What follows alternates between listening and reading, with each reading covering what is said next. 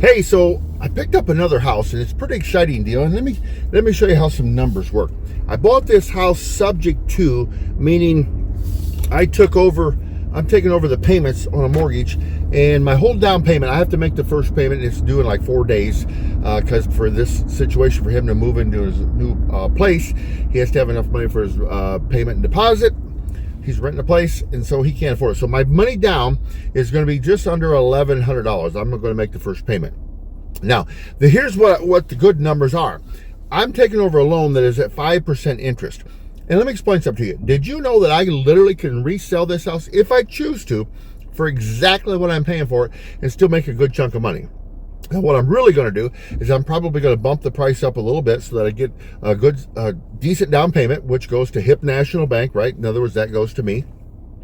But the cool thing is, by me taking over an underlying payment of 5%, let's say I sell the house to somebody else and let them on a land contract. In other words, I wrap my mortgage with a new mortgage of 7%. If you get an amortization calculator out, you run the numbers. The difference every month is, I haven't actually ran this one yet, but if I sell it for say 7.5%, 8%, whatever banks are charging, and my underlying payment's 5%, I'm probably going to make $250, $300 a month just by taking over the loan. Is that cool?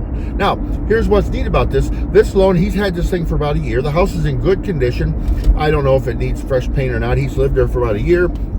He decided that he shouldn't have bought the house, wanted to move on, so he did. Now, he's not really behind other than his payment's due in 4 days. Again, I should be able to market this house really fast, really quick. I'm going to get a sizable down payment, and I'm going to wrap it and bump the interest rate, so I'll be making a spread of $200 to $300 a month. If you calculate making, say, let's say I can make $250 a month. Over a year, that's around, what is that? That's about, let's see, almost $3,000. Yeah, I think it's $3,000 a year. If I make that for the next 10 years, there's an extra $30,000, right? 20 years, there's $60,000. You can do math right there. This is the great thing about real estate. I hardly recommend this stuff. But anyways, just wanted you to know, picked up a house, want to give you short-term numbers, won't drive you crazy with my case study, especially since I'm driving. I got to be paying attention to the road, by golly. All right, here we go.